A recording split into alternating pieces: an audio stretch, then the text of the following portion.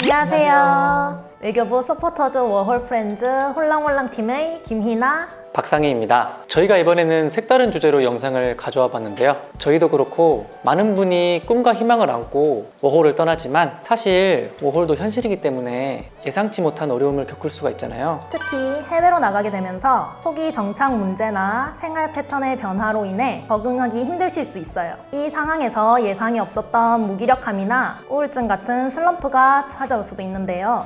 그래서 오늘은 한번 저희가 겪었던 슬럼프 썰과 극복 방법에 대해서 이야기해 보겠습니다. 그냥 이야기하면 재미없을 것 같아서 이렇게 미술 도구를 들고 찾아와 봤어요. 마치 미술 심리 치료하는 느낌으로 해볼까요? 좋습니다. 그럼 본격적으로 영상 시작해 볼까요?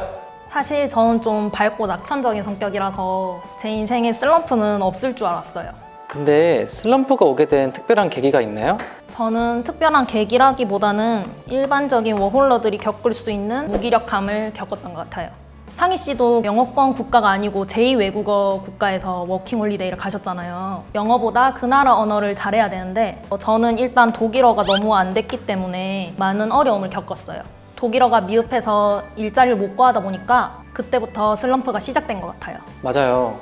영어권이 아니면 언어 문제가 정말 큰 것 같아요. 그리고 그때 사는 룸메랑 잘 맞고 좋았는데 룸메랑 헤어질 때도 힘들었어요.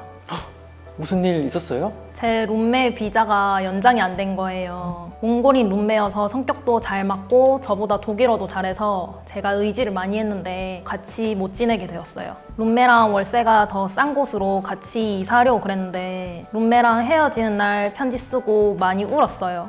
너무 아쉬워서. 아쉬웠겠다.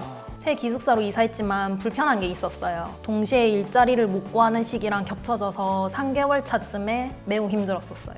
독일어 소통이 안 되니까 며칠 일하고 잘리는 경우도 겪었었어요. 그래서 며칠 동안 여행 한 셈 치고 한국으로 돌아가야 되나? 이런 고민도 되게 많이 했었어요. 진짜 막막했을 것 같은데 어떻게 극복했어요? 이게 웃긴 게 한국인 없는 유럽까지 가서 살아보겠다 이렇게 다짐하고 떠난 거였는데 결국 한국인 친구를 사귀면서 극복했어요. 아, 외국 가면 한국인이 반갑잖아요. 맞아요. 저처럼 단기로 머물다 가는 한국인 친구들을 만났는데 서로 공감도 잘 되고 상황이 비슷비슷해서 쉽게 친해질 수 있었어요. 6개월이나 1년 단기 유학 온 친구들이랑 가깝게 지냈어요. 유학생들이요? 네. 그리고 다행히 한식당 서빙 일자리도 구할 수 있었어요. 오, 잘 됐었네요. 일하는 타이밍이랑 친구 사귀는 타이밍이랑 잘 맞물려서 저는 그렇게 극복할 수 있었어요. 상희 씨는 언제 슬럼프가 오셨나요? 저는 초기에 사람은 적응의 동물이라는 생각으로 저에게 주어진 새로운 환경을 모두 긍정적으로 받아들이면서 살았어요. 그렇게 한 두 달 잘 지내다가 어느 순간 알게 모르게 외로움이 시작되었어요. 그죠. 진짜 이런 일은 알게 모르게 슬럼프가 시작되는 것 같아요. 저 같은 경우는 일단 제가 사는 곳이 시골이었어가지고 같은 한국인은 물론이고 젊은 사람이 거의 없었고 일터에는 모두 6, 70대 직원들 뿐인 환경이었어요. 그리고 그 당시 일본인 여자친구가 있었는데요. 달리 만날 친구가 없다 보니까 제가 그 한 사람에게 매달리게 되는 상황이 되어버려서 심리적으로 더 많이 힘들어지더라고요. 건강하지 않은 연애라는 걸 알면서도 멈출 수 없는 제 자신이 싫었어요. 그렇게 상황이 지속되다 보니 우울하게 살아가던 나날이었어요. 그러다가 어떻게 극복하게 되셨나요? 제가 우울하다는 것을 깨닫고 나니까 오히려 밝았던 모습의 원상태로 돌아오기 위해서 노력하게 되더라고요.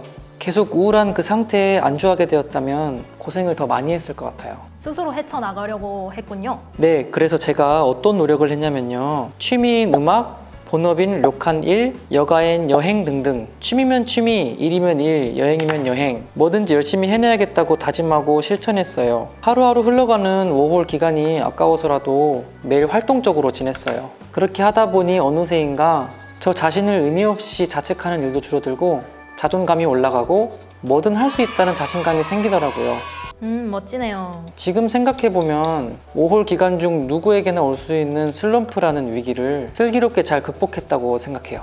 제 이야기까지 하니까 시간이 많이 흘렀는데 혹시 그림 다 그리셨나요? 뭐 예쁘게 그리는 대회가 아니었기 때문에 제 그림은 이런 식으로 그려보았습니다. 오, 뭔가요? 크리스마스인가요?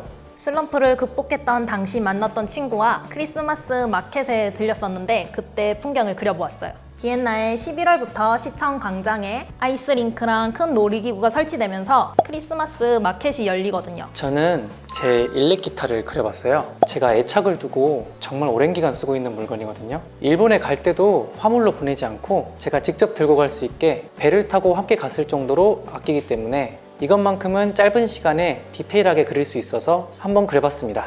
네, 이렇게 저희가 워홀의 현실, 갑자기 찾아오는 슬럼프에 대해 이야기해봤는데요. 중요한 건 일단 집 밖으로 나가보는 것 같아요. 힘들게 비자 받아서 새로운 삶을 즐겨보는 건데 주어진 시간이 아깝잖아요? 누구나 겪을 수 있는 문제니까 슬럼프가 오더라도 너무 자책하지 말고 워홀을 즐겁게 마무리하는 것이 중요해요. 그럼 지금까지 워홀 프렌즈 홀랑홀랑 팀이었습니다.